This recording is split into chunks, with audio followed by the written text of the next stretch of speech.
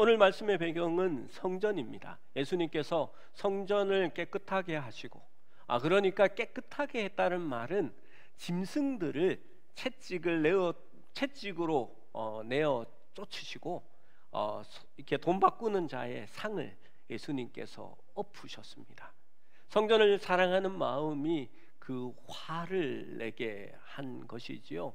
어떤 사람은 그것을 이렇게 잘못 얘기하더라고요. 예수님도 채찍을 만들어서 막 사람을 팼다고. 성경을 가만히 보시면 그렇게 얘기하지 않습니다. 짐승들을 몰아내셨다라고 말씀하고 있습니다. 그리고 예수님은 거기서 병자들을 고치시고 또 가르치셨습니다. 예수님의 그런 모습을 보면서 종교 지도자들이 예수님께 말했습니다. 무슨 권위로 이런 일을 하느냐? 누가 이런 일 할 권위를 주었느냐라고 물었습니다. 오늘날 말로 바꾸면 누구 허락받고 여기서 이런 일을 하느냐라고 묻고 있는 것입니다. 여러분, 이 질문을 하는 의미를 알기 위해서는 성전에 대한 배경 지식이 좀 필요한 것 같습니다. 이 지식을 조금 알고 있으면 앞으로도 성경을 이해하는 데 많은 도움이 될 것입니다. 처음에 믿음의 선조들은 하나님을 위하여 단을 쌓았습니다. 그것이 제단이고 성전의 역할을 하게 된 것입니다. 여러분, 창세기와 레위기 말씀들을 보면요, 이것을 분명히 구분합니다. 하나님을 위하여 단을 쌓은 것은 바로 제단이요, 예배입니다. 그런데 자기를 위하여 단을 쌓았다라고 말할 때에는 그것은 우상 숭배를 가리키는 것입니다. 이스라엘이 애굽에 있다가 애굽에서 나오면서 그들은 움직이는 형태의 성전이 필요했습니다. 그래서 그들은 성막, 텐트를 지어서 하나님 앞에 예배하게 되었습니다. 그리고 이스라엘이 가나안에 정착하면서 솔로몬의 성전이 세워집니다. 그 성전은 언약 아래에 있었습니다. 백성들이 언약을 지키지 아니할 때에 그들은 나라를 빼앗기고 포로로 잡혀가게 되고 그 성전은 완전히 무너지게 됩니다. 그러나 포로로 잡혀간 지 50년 후에 이스라엘의 일부 백성들이 다시 이스라엘 땅으로 돌아와서 스룹바벨 주도 하에 주전 516년에 다시 성전을 짓게 됩니다. 그것이 스룹바벨의 성전입니다. 이 스룹바벨의 성전의 기초가 놓아졌을 때에 거기에 있었던 사람들이 웃기도 하고 울기도 하였다라고 성경에 기록되어 있습니다. 왜냐하면 이제 자기들의 민족이 끝났고 하나님은 우리를 버리셨다라고 생각했는데 그들이 포로 생활에서 돌아와 하나님 앞에 성전을 지을 토대를 마련했기 때문에 그들 가운데 웃음이 넘쳐났습니다. 하지만 그들 중에서 50년 전에 솔로몬의 성전을 기억하고 있는 사람들은 이 성전이 너무나 초라해졌기 때문에 또한 울었다라고 성경에 기록되어 있는 것입니다. 그래서 스룹바벨의 성전이 예수님 당시 50년 전까지 내려오게 됩니다. 그리고 예수님 당시에 있었던 성전은 헤롯이 다시 지은 성전입니다. 이 헤롯은 예수님을 놀리고 예수님께 고난을 준 그 분봉왕 헤롯이 아니라 그의 아버지인 헤롯 대왕을 얘기하는 것입니다. 예수님이 태어날 때에 2살 아래에 베들레헴에 있는 모든 남자아이를 죽여버린 그 잔인한 헤롯 대왕이 지은 성전을 이야기하고 있습니다. 여러분, 헤롯이 이렇게 내려오던 스룹바벨의 성전을 재건축하게 됩니다. 왜 헤롯은 성전을 지었을까요? 그는 하나님을 독실하게 믿었거나 예배하지 않았습니다. 그런데도 성전을 짓게 됩니다. 유대인들이 이방인인 헤롯을 자신들을 다스리는 왕으로 받아들이지 않았습니다. 헤롯은 이두메인입니다. 이두메인은 누구냐 하면 에돔 족속입니다. 이 에돔 족속은 에서의 자녀들이지요. 유다 광야 아래에 바로 이 이두메인들이 살고 있었고 에돔 족속이 있었습니다. 이 에돔 족속은 출애굽하여서 이스라엘이 가나안으로 들어가려 할 때에 그 길을 내어달라고 부탁할 때에 에돔 족속은 그것을 거절합니다. 이스라엘은 에돔 족속을 반감하였고 미워하는 마음이 그 속에 깔려 있었습니다. 에서의 후손인 에돔 족속이었던 이 헤롯은 유대인의 민심을 얻기 원했고 자신이 그들의 왕이 되기를 원했습니다. 헤롯은 유대인들의 저항이 얼마나 거센지 잘 알고 있었기 때문에 내심 두려워하였고 유대인들의 환심을 사기 위하여 중요한 건축물을 많이 지었고 그는 건축에 능한 왕이었습니다. 여러분, 그러한 건축물 중에 하나가 이게 바로 헤롯의 이 성전입니다. 그만큼 헤롯은 왕위에 대한 집착이 강했고 자신의 왕권을 유지하기 위해서는 무엇이라도 하는 그러한 사람이었습니다. 실제 헤롯이 어떠한 사람이냐 하면요, 자기의 아내가 왕권에 있어서 백성들이 자기의 아내를 더 따른다라고 생각하자 먼저 장모를 죽여버립니다. 그리고 자기 아내도 죽입니다. 그리고 그 아내를 따르던 자기의 자녀 두 왕자가 왕이 될 것을 백성들이 원한다라고 생각하자 자기의 두 자식도 죽여버립니다. 그리고 다른 아내에게서 난 두 아들도 죽입니다. 그 정도로 그는 왕권에 집착한 사람입니다. 마태복음에 보면 이 동방 박사들이 예수님께 나아오고 아기 예수를 경배합니다. 그리고 돌아갈 때에 헤롯이 말하지요. 내게 와서 그가 어디에서 났는지 알려주고 가라라고 했는데 천사들의 계시를 받은 동방 박사들이 그냥 가버리지요. 헤롯이 어떻게 합니까? 베들레헴 지경에 있는 2살 아래의 남자아이는 다 죽이라고 얘기합니다. 여러분, 이것을 보면 그 일이 어떻게 되어졌는지 헤롯을 이해할 수 있게 됩니다. 여기에서 한 가지 의문이 듭니다. 성전을 짓는 이유가 하나님의 뜻에 따라 그의 영광을 위하여 짓는 성전이 진짜 성전이 아닐까요? 그런데 헤롯의 성전은 자신의 정치적인 입지를 위하여 자기의 왕권에 대한 집착으로 사람들의 마음을 얻기 위하여 지은 성전이었습니다. 예수님이 그 성전은 성전이 아니다라고 하셨습니까? 아닙니다. 그곳에 가셔서 해마다 절기를 보내셨고 또 그곳에서 말씀을 전하시고 병자를 낫게 하셨습니다.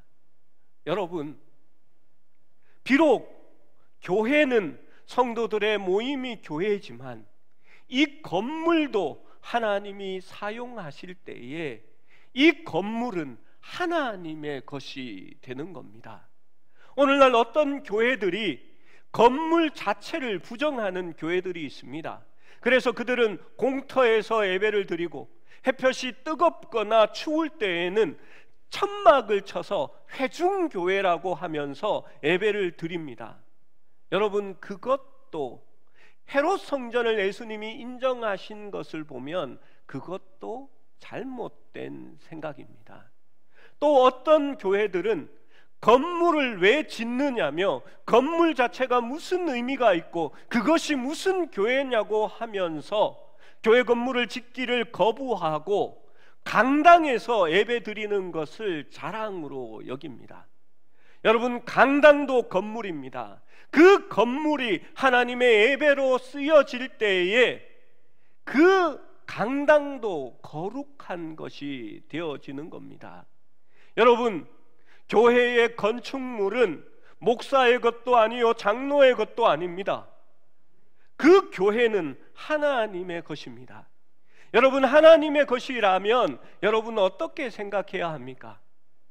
여러분, 건물이 하나님의 것이 아니기 때문에 건물은 소용이 없는 겁니다. 제가 은퇴하면 이 건물은 사회에 환원해 버리겠습니다.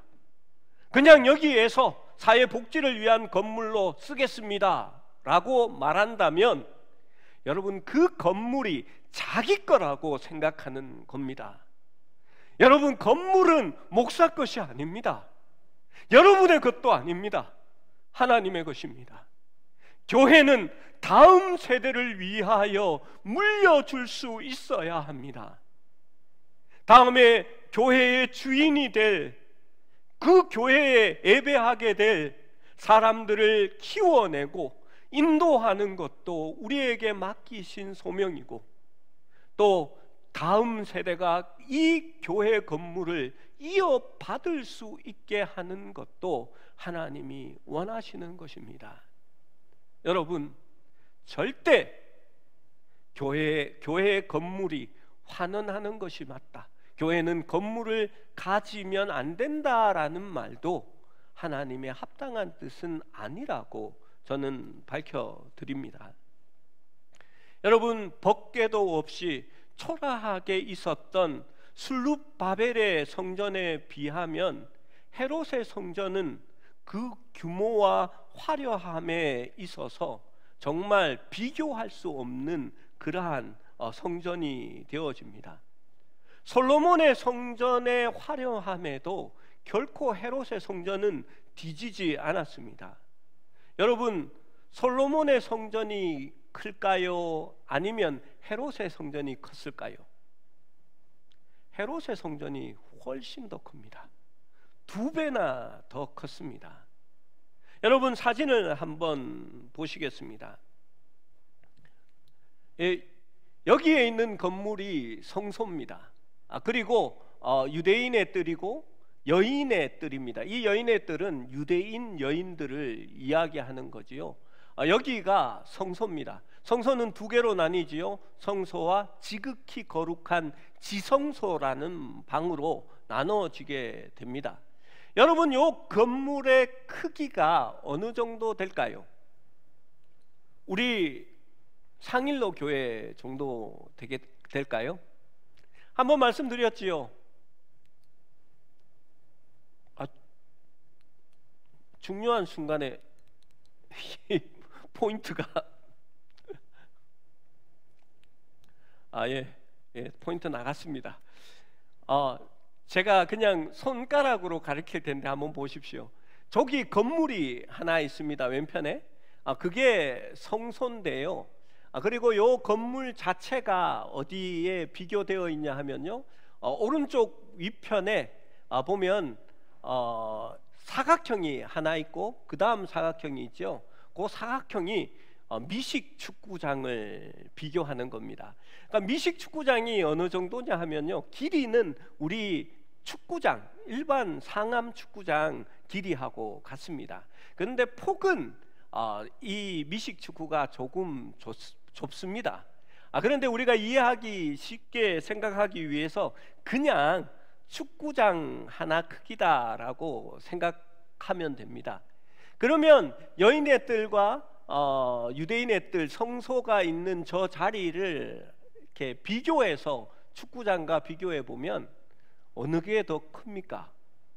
축구장보다 이 성전 건물이 훨씬 더 큽니다.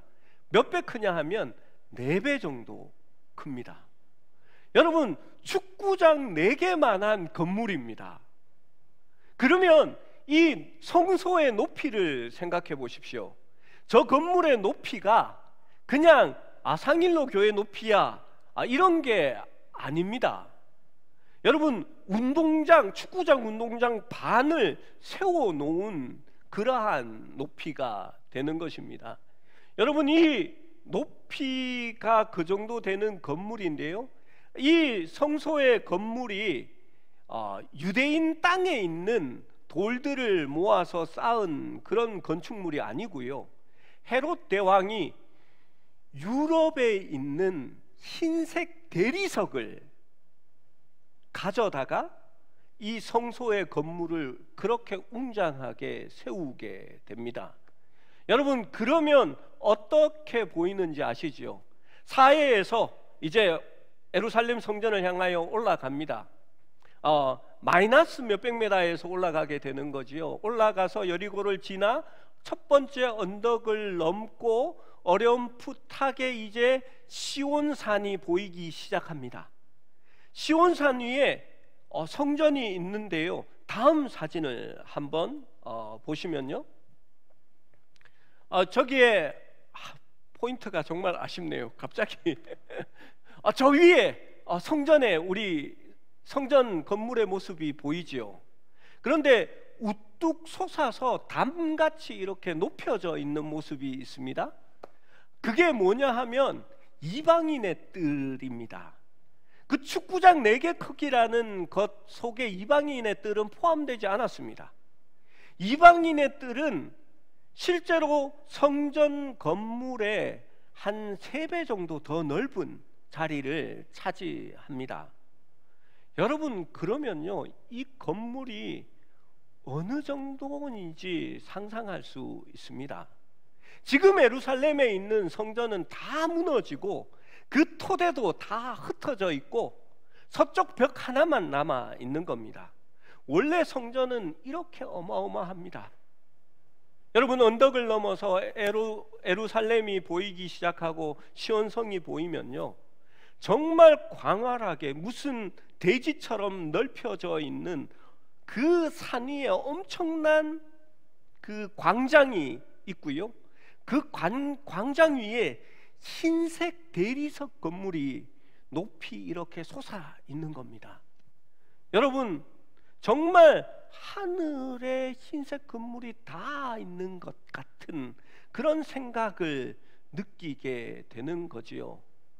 이렇게 얘기하면요, 목사님, 우리는 롯데월드가 있잖아요 라고 얘기합니다. 근데 롯데월드랑 비교하시면 안 됩니다.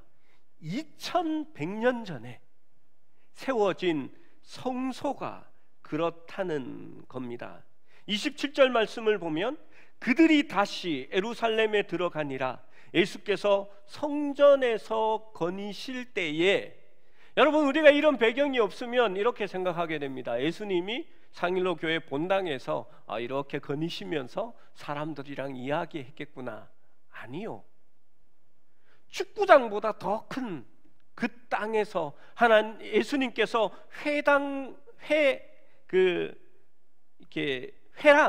회랑과 복도를 다니시면서 사람들에게 가르치시고 거기에 거닐고 계셨다라는 말입니다. 여러분, 이 성전을 지을 때에 이 성소의 건물은요 1년 반이 걸렸습니다. 여러분, 1년 반 그렇게 길지 않은 시간인데요, 이 성전을 지을 때에 헤롯이 미리 모든 재료들을 준비하고 제사를 지내는 못 지내게 되는 틈이 없게 하기 위해서 최대한 빨리 지은 거거든요. 그런데 실제 이 성전은 82년 동안 지어지게 됩니다. 이 성전 건축에서 가장 많은 시간과 인력이 들어간 것은 성전 마당을 넓히는 작업이었습니다. 솔로몬 성전이 약 2만 평 정도의 크기입니다. 2만 평이라는 것이 저는 감이 안 옵니다. 실제로 저는 저희 집이 뭐 이렇게 30평이라 이러면 30평이 어떻게 되는지 잘 모릅니다. 그냥 우리가 사는 평수보다 크구나 작구나 이런 개념인데요, 헤롯의 성전은 4만 4천 평입니다. 그런데 이 2배로 더 크게 성전을 만든다고 하면 시간과 인력이 단순히 2배만 필요한 것이 아닙니다. 왜냐하면 성전이 위치한 곳이 평지가 아니라 산이었기 때문입니다. 성전 마당을 평평하게 만들기 위해 성전 남쪽 비탈면에서 높은 축대를 쌓아서 땅을 높여야 했습니다. 여러분, 사진을 한번 봐 주십시오. 다음 사진을 보시면 저것이 서쪽 벽인 통곡의 벽입니다. 우리 교회 성도님들 중에 저한테 물어보시는 분이 있더라고요. 목사님, 성경 말씀에 보면 돌 위에 돌 하나도 남지 않고 성전이 다 무너진다고 했는데 남았잖아요 라고 얘기하더라고요. 그런데 성전의 성벽이 아니라 저것은 축대입니다. 성전의 털을 고르고 그것을 마당을 평면화시키기 위해서 축대를 쌓아 올린 것 중에 유일하게 남은 공간이 바로 저 서벽, 통곡의 벽입니다. 여러분, 저 축대가 지금도 남아있기 위해서는 그 축대의 기초가 되는 부분에서는요, 수십 톤이 넘는 엄청난 돌들을 기초로 깔았기 때문에 2100년이 지난 지금에도 남아있는 것입니다. 고의로 사람들이 돌을 들어가지 않고 그냥 둔 곳이 바로 저 곳밖에 없습니다. 여러분, 얼마나 대단한지 알 수 있습니다. 오늘날 축대를 쌓잖아요. 그러면 중장비를 동원하고 이렇게 콘크리트 타설을 해서 축대를 쌓아도 이번 비에 오산에 축대가 무너지면서 자동차가 매몰되어서 인사사고가 났습니다. 그런데 2100년 전에 쌓았던 성전의 축대가 저런 겁니다. 그런데 서쪽 벽은 높은 지대이기 때문에 축대가 높지 않습니다. 남쪽은요, 그 축대가 훨씬 더 높습니다. 그리고 남쪽보다도 더 높은 곳은 기드론 골짜기가 있는 동편입니다. 사진을 한번 보여주십시오. 감람산에서 지금의 예루살렘을 바라보는 전경입니다. 그러니까 아래쪽에 무슨 이렇게 대리석이나 이렇게 깔아놓은 것처럼 이렇게 보이는 게 있죠. 저게 뭘까요? 최복순 권사님 잘 아실 것 같아요. 무덤입니다. 감람산의 무덤을 만들면요, 예수님 부활하셨던 것처럼 빨리 이렇게 부활할 것 같은 그런 느낌이 드는 것 같아요. 그 감람산에서 본 그게 다 무덤입니다. 그리고 예루살렘 성전이 있습니다. 물론 헤롯 때 쌓은 성전터는 아닙니다. 그런데 그 일부분을 복원하여 둔 지금의 모습도 엄청난 것을 볼 수 있습니다. 모리아산, 성전산이라고 말했던 그 산을 완전 평면으로 메꾸어 버린 겁니다. 여러분, 얼마나 대단한 일입니까? 예수님께서 이런 말씀을 하시지요. 너희가 믿으면 이 산을 바다에 던지우라 하면 그 산이 던져질 것이다 라고 얘기하죠. 그 배경에 이러한 성전 공사가 있는 겁니다. 산이 평지가 되듯이 너희가 믿음이 있으면 이 성전도 바다에 던져지울 것이다 라고 말하는 것이 바로 예수님의 말씀입니다. 여러분, 이 헤롯 대왕이 성전을 건축할 때에 유대인들의 민심을 얻어야 하잖아요. 그러기 위해서 어떻게 했냐 하면 제사의 연속성을 하지 않기 위해서 먼저 성소를 짓는 데에 공기를 단축시킵니다. 그래서 1년 반 동안 성소 건물을 빨리 먼저 지어서 제사를 드릴 수 있도록 합니다. 그런데 성소는 일반인들이 들어갈 수 없잖아요. 제사장들만 허락된 곳이었습니다. 그래서 헤롯은 성소에 제사장만이 들어갈 수 있다는 율법을 따라 성소를 지을 때에는 제사장들이 직접 성전을 건축하도록 하였습니다. 그래서 1,000명의 제사장을 선발하여 준비한 대리석이나 목재를 다루는 기술을 가르쳤고 그들에게 성소 건축을 전담하도록 하였습니다. 여러분, 그렇다면 이제 성전의 권위가 왜 제사장들에게 그렇게 중요했는지 알 수 있습니다.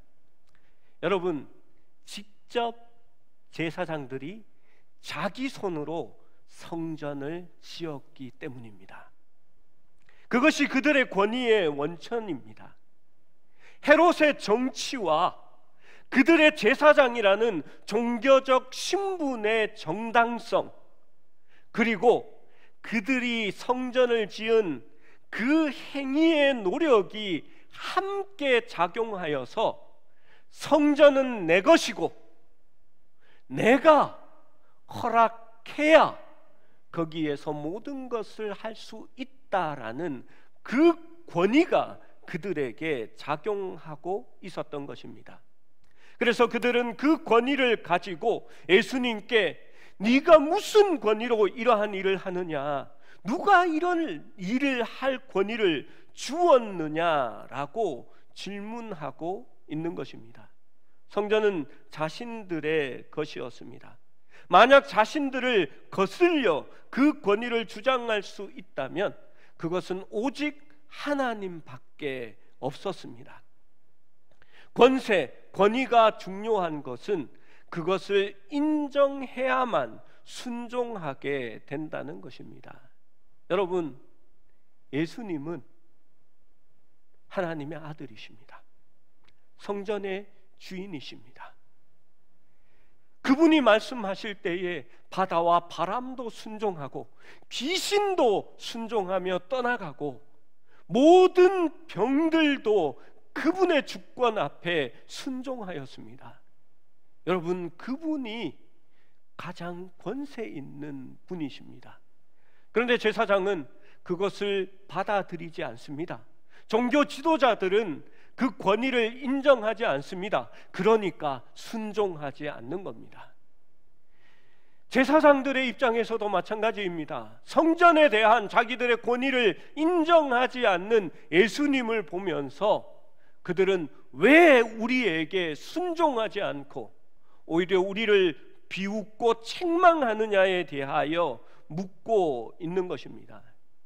네가 뭔데 이래라 저래라 하는 거냐, 이렇게 되는 겁니다. 여러분, 권위는 인정할 때만 순종하는 겁니다. 여러분, 오늘날 교사의 권위가 땅에 떨어졌습니다. 애들이 말을 듣지 않습니다. 여러분, 군에 갔다 온 저희 아들의 말을 들으면 요즘 군대가 완전 개판입니다. 군대에서 지휘관에게 권총을 주잖아요. 여러분, 이 권총이요 진짜 안 맞습니다. 20m만 벗어나면요 이렇게 쏴서 맞추기가 쉽지 않습니다. 즉 권총은 멀리 있는 적을 죽이라고 주는 총이 아닙니다. 누구를 쏘라고 주는 건지 압니까? 복종하지 않는 자기 부하에게 처벌하는 수단으로 권총을 주는 겁니다. 전시 때에는 명령에 불복종하면 재판 없이 바로 쏠 수 있는 것이 바로 권총입니다. 여러분, 그런데요 요즘은 학교나 군대나 말을 듣지 않습니다. 선임이나 소대장이 후임에게 나무라면요 어떻게 한다고 제가 얘기를 들었습니다. 주머니에 이렇게 손을 턱 꽂고요 쳐다보지도 않습니다. 이렇게 딴 데 보면서 이렇게 한답니다. 이 비율이 참 중요한데요. 이렇게 한숨과 콧방귀가 이렇게 2분의 1씩 반반이 이렇게 섞여야 그게 제대로 되는 겁니다. 예, 여러분, 그러면 권위가 없는 겁니다. 여러분, 성전에 대한 권위가 예수님이 높습니까? 서기관과 제사장들이 성전에 대한 권위를 갖게 되는 겁니까? 성전의 주인은 예수님입니다. 그런데 그들은 누구의 권위로 이런 일을 하느냐라고 묻는 것입니다. 예수님이 성전에 들어가시자 예수님은 자기를 따르는 자들에게 복도나 회랑을 다니시면서 가르치셨습니다. 제사장과 서기관과 장로들이 어떤 느낌이 들었을까요? 아니, 저 예수는 목수가 아니냐, 목수의 아들이 아니냐, 어제는 성전에 다시는 오지 않을 것처럼 성전을 엉망으로 만들어 놓고 모든 짐승을 다 내쫓아버리고 쫓아버리고 장사하는 환전상의 돈들을 다 뒤집어 엎어버리더니 오늘 또 나타났다는 겁니다. 과연 자신을 누구라고 생각하는 걸까? 그래서 그들이 예수님께 묻고 있는 것입니다. 누구 허락받고 이러한 일을 행하고 있느냐라고 말하는 것입니다. 여러분, 사실 제사장과 서기관과 장로들은요, 사내들인 공회의 일원들입니다. 이 사내들이는 종교 생활을 종교적인 업무를 살펴보는 것이 그들의 책무 중에 하나입니다. 이들은 처음부터 예수님을 원하지 않았습니다. 계속해서 예수를 어떻게 죽일지 논의하고 있었습니다. 예수님께서 성전에 행하신 일로 말미암아서 그들은 끈덕지 하나를 잡아내었습니다. 이제 그들이 질문합니다. 예수님께서 자신의 권세가 하나님께로부터 왔다고 하면 그들은 하나님을 모욕했다, 참담하다라고 하면서 예수를 죽일 수 있을 것입니다. 만약 그가 자신이 옳은 생각으로 자신의 권세로 행동했다라고 말하면 이런 미친놈을 봤나라고 하면서 예수님을 미치광이로 몰아서 잡을 수 있었을 것입니다. 예수님은 그들의 의도를 분명하게 알고 있었습니다. 그들의 올무에 걸리는 것을 피하고 도리어 그들에게 질문을 하십니다. 예수님은 아직도 며칠 더 해야 할 일이 남아 있었기 때문입니다. 예수님은 물으셨습니다. 세례 요한이 가진 세례의 권위는 하늘로부터인가 사람으로부터 온 것인가? 이제 유대 지도자들은 공경에 처하게 됩니다. 왜냐하면 세례 요한의 그 세례의 권위가 하나님께로부터 왔다고 하면 너희는 왜 세례를 받지 않았느냐라고 물을 것입니다. 세례 요한의 권위가 하나님께로부터 왔다라고 하면 세례 요한은 나 뒤에 오실 그는 더 큰 이라서 그가 진짜 왕이다라고 얘기했는데 그가 바로 예수님이기 때문입니다.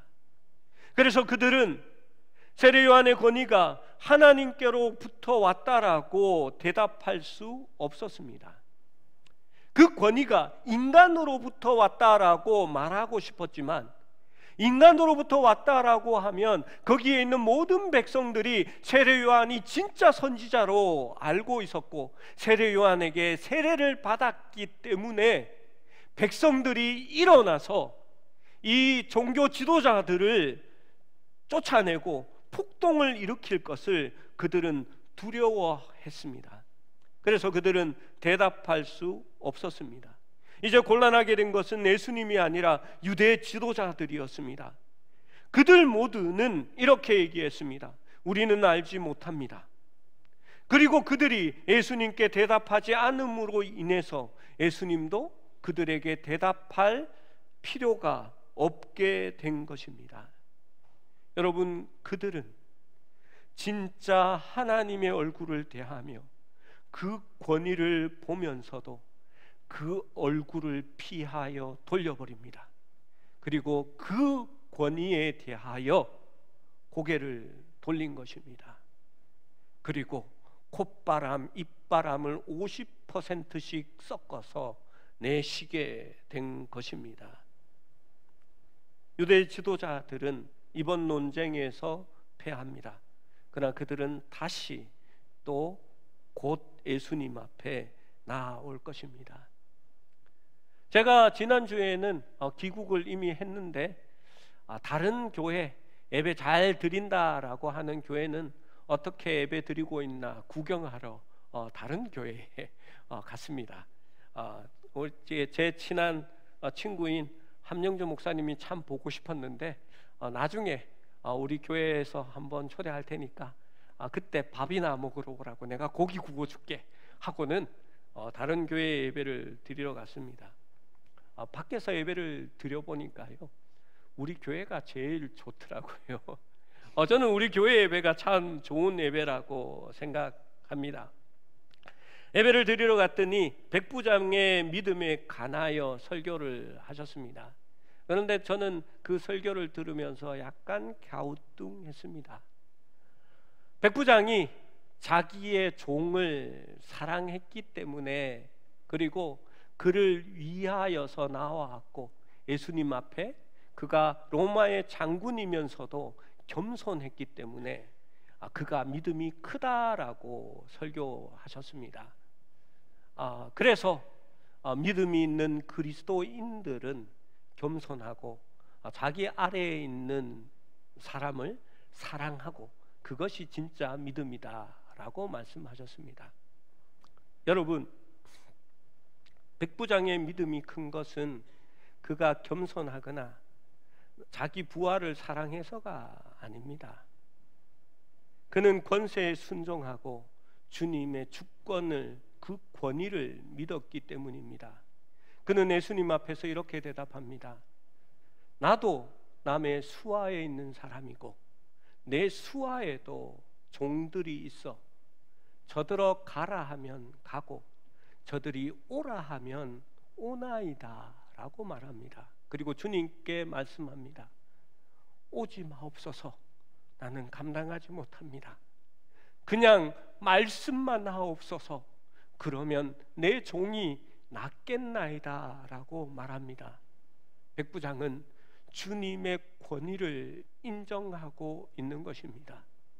주님이 하라 하시면 그대로 되고 병도 치유될 것이고 나음도 받게 될 것이라고 그는 믿는 겁니다. 오라 가라 할 필요 없이 주님이 말씀만 하셔도 됩니다라고 말합니다. 그것이 진짜 백부장의 믿음입니다. 주님의 주권과 권위를 인정하기 때문입니다. 여러분, 예수 그리스도의 권위를 어떻게 받아들이십니까? 성전의 주인은 우리 주님입니다. 그리고 우리 삶의 주인도 우리 주님입니다. 주님이 가라 하시면 가고 주님이 서라 하시면 설 것입니다.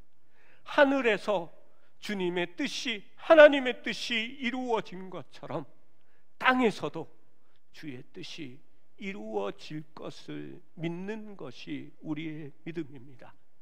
말씀에 적혀 있기 때문에, 주님이 말씀하셨기 때문에 말씀대로 이루어질 것을 믿고 살아가는 것이 바로 그리스도의 믿음이 되는 것이고 주님의 권위를 인정하는 삶이 되어지는 것입니다.